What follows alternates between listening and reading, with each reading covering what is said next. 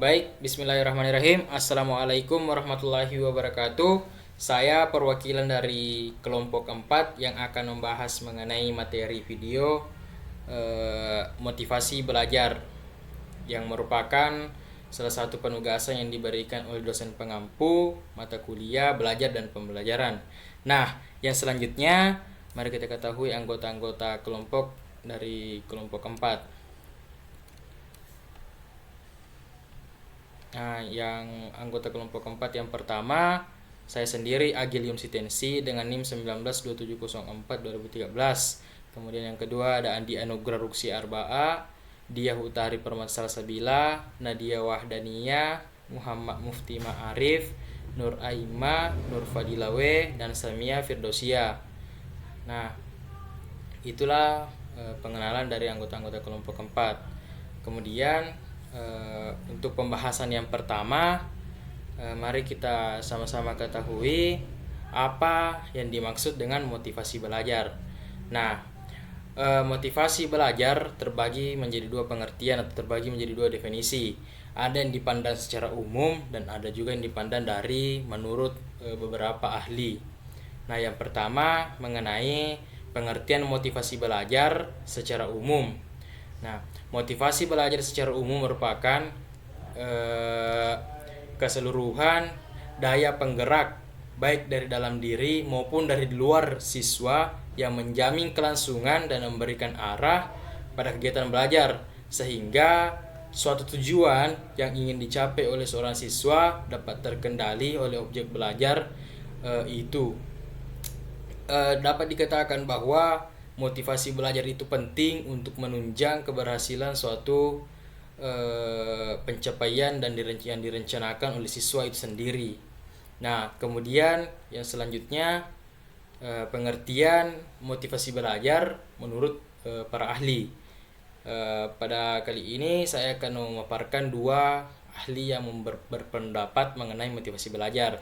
Yang pertama menurut Sudirman pada tahun 1986 yang mengatakan bahwa keseluruhan daya penggerak baik dari dalam diri maupun dari luar siswa yang menjamin kelangsungan dan memberikan arahan pada kegiatan belajar sehingga tujuan yang dikehendaki oleh subjek belajar itu dapat tercapai.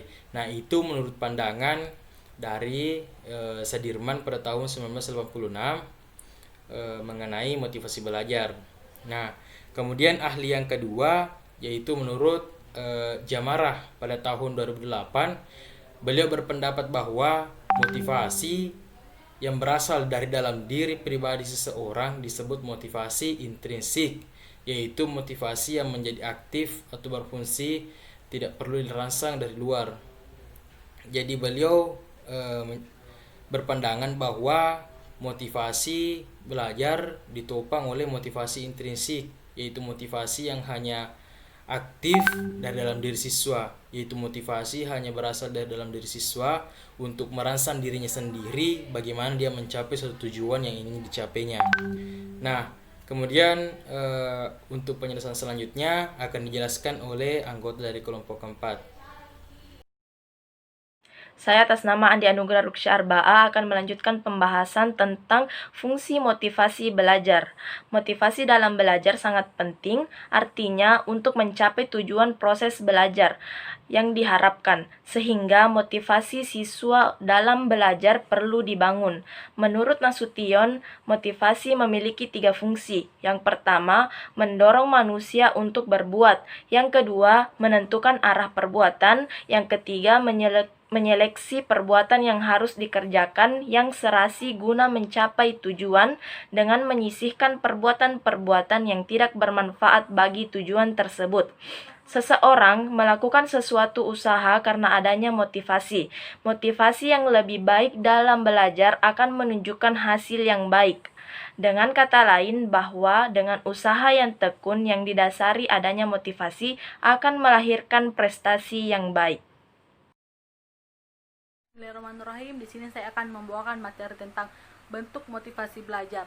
Bentuk motivasi belajar ini terbagi atas dua bagian. Yang pertama, motivasi belajar intrinsik, dan yang kedua, motivasi belajar ekstrinsik. Di mana bentuk motivasi belajar intrinsik ini Jenis motivasi ini timbul sebagai akibat dari dalam diri individu sendiri tanpa ada paksaan dan dorongan dari orang lain, tetapi atas kemauan sendiri.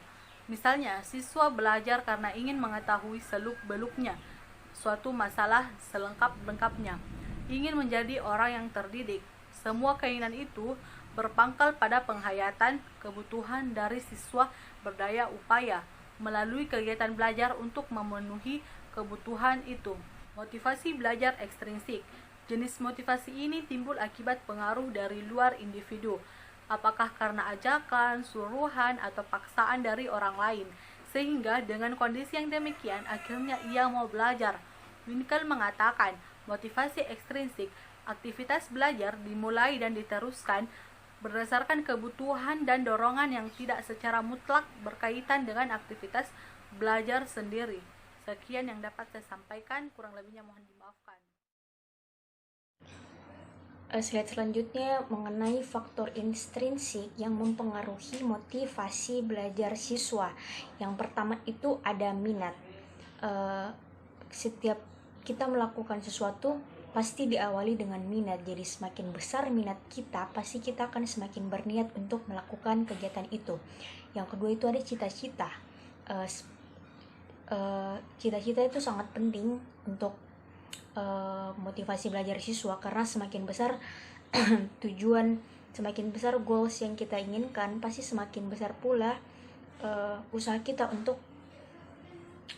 menjalankan kegiatan itu.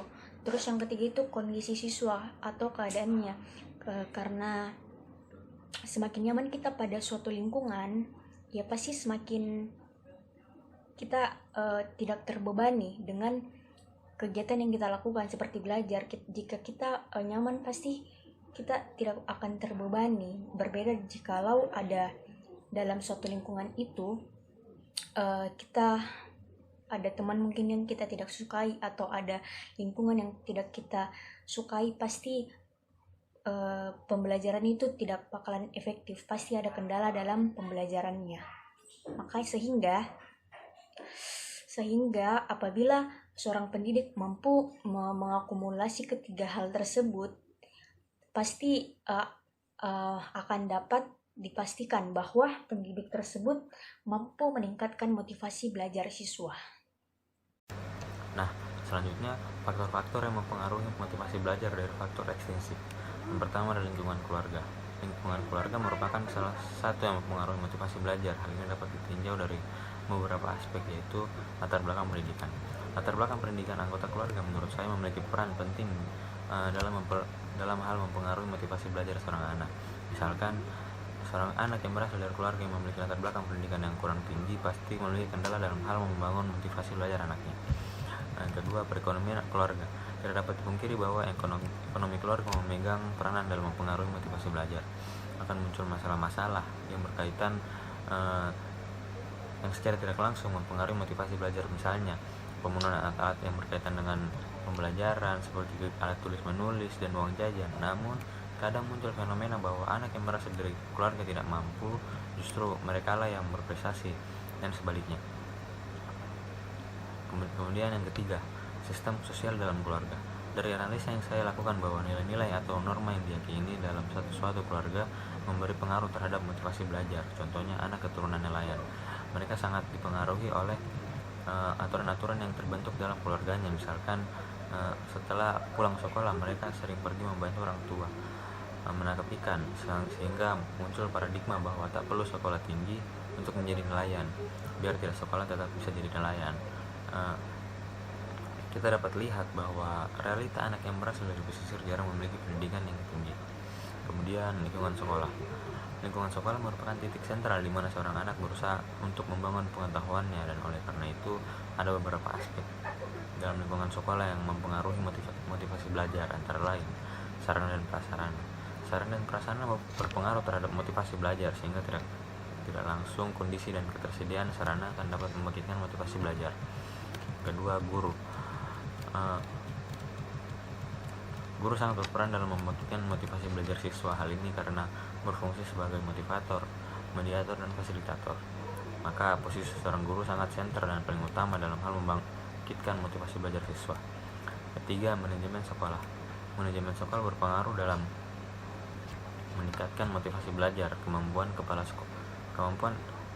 sekolah dan staf pengajar dalam rangka mengatur dan merancang jadwal pembelajaran memberi pengaruh dalam meningkatkan motivasi belajar. Contoh, misalkan penentuan mata pelajaran yang akan diajarkan pertama dan terakhir, misalnya matematika, jangan diajarkan pada jam terakhir karena konsentrasi siswa mulai berkurang. Yang terakhir, lingkungan masyarakat. Lingkungan masyarakat merupakan tempat seorang anak melakukan interaksi setelah pulang sekolah.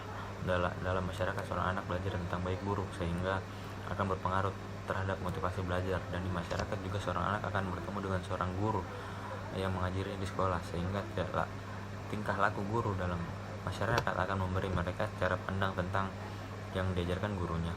Misalkan seorang guru yang selalu menyuruh anak didiknya untuk sholat berjamaah, namun justru guru tersebut yang jarang melakukan sholat berjamaah. Selanjutnya, usaha-usaha dalam meningkatkan motivasi belajar. Adapun usaha-usaha yang harus dilakukan untuk meningkatkan motivasi belajar, ada yang berkaitan langsung maupun berdampak tidak langsung. Ada pula usaha meningkatkan motivasi belajar secara intrinsik, yaitu berasal dari dalam, dan ekstrinsik, yaitu berasal dari luar. Untuk meningkatkan motivasi belajar peserta didik, maka harus ada sinergitas dari beberapa elemen yang bisa membangkitkan motivasi belajar peserta didik, seperti memaksimalkan sarana dan prasarana, merekrut tenaga pendidik yang profesional di bidangnya, manajemen sekolah harus akuntabel, dan meningkatkan seluruh stakeholder. Adapun usaha-usaha dalam meningkatkan motivasi belajar menurut para ahli akan dijelaskan oleh pemateri selanjutnya. Upaya untuk meningkatkan motivasi menurut para ahli, yaitu menurut Jaramat ada beberapa bentuk dan cara untuk menumbuhkan motivasi dalam kegiatan belajar di sekolah. Antara lain, yang pertama, memberi angka. Angka dimaksud adalah simbol atau nilai dari hasil aktivitas belajar anak didik. Angka merupakan alat motivasi yang cukup memberikan rangsangan kepada anak didik untuk mempertahankan atau bahkan lebih meningkatkan prestasi belajar di masa mendatang. Yang kedua, yaitu hadiah. Hadiah dapat membuat siswa termotivasi untuk memperoleh nilai yang baik. Hadiah tersebut dapat digunakan orang tua atau guru untuk memacu belajar siswa. 3. Kompetisi. Kompetisi adalah persaingan. Persaingan dapat meningkatkan prestasi belajar siswa dengan saingan atau kompetisi dapat digunakan sebagai alat untuk mendorong siswa belajar. Yang keempat, ego involvement. Menumbuhkan kesadaran siswa agar merasakan pentingnya tugas dan menerimanya sebagai tantangan sehingga bekerja keras dengan mempertaruhkan harga diri adalah sebagai salah satu bentuk motivasi yang cukup penting. Siswa akan belajar dengan keras, bisa jadi karena harga dirinya. 5. Memberi ulangan. Ulangan bisa dijadikan sebagai alat motivasi. Siswa akan menjadi giat belajar jika mengetahui akan ada ulangan. Siswa biasanya mempersiapkan diri dengan belajar jauh-jauh hari untuk menghadapi ulangan. Oleh karena itu, memberi ulangan merupakan strategi yang cukup baik untuk memotivasi siswa agar lebih giat belajar, juga merupakan sarana motivasi. 6.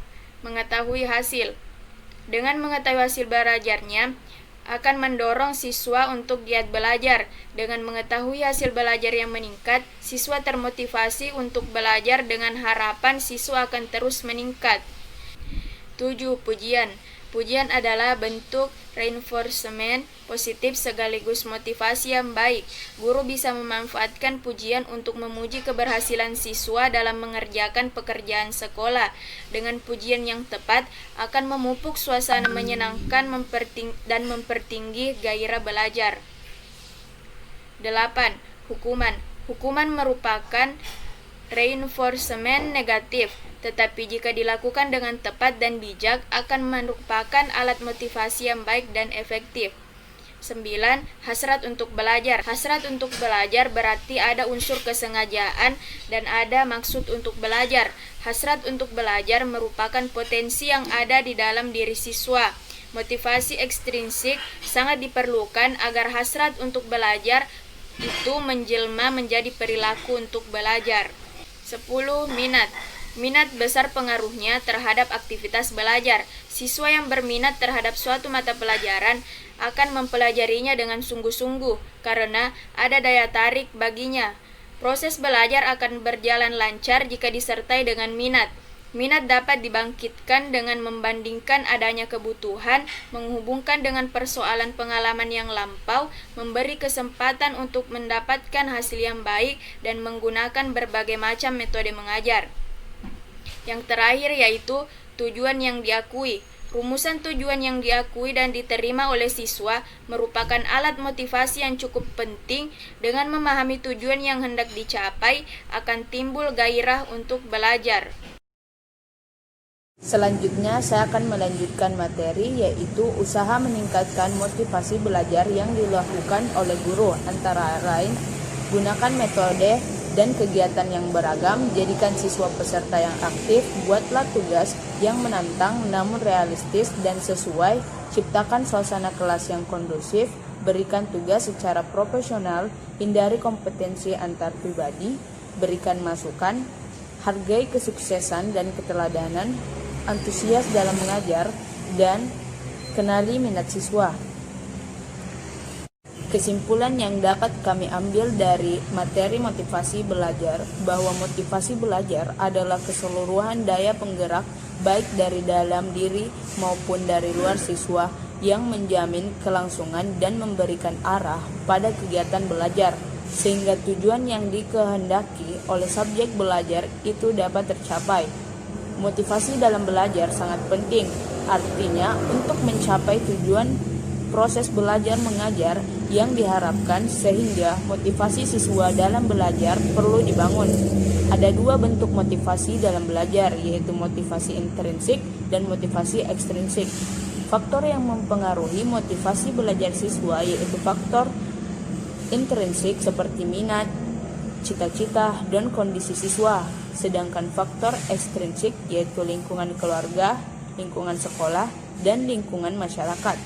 Upaya untuk meningkatkan motivasi belajar siswa yaitu dapat dilakukan dengan memberi angka, hadiah, mengadakan kompetensi, ego involvement, memberi ulangan, pujian, dan berbagai hal positif lainnya. Demikianlah materi yang dapat kami sampaikan. Jika ada yang ingin ditanyakan, silahkan bertanya di forum yang telah disediakan. Sekian dan terima kasih. Wassalamualaikum warahmatullahi wabarakatuh.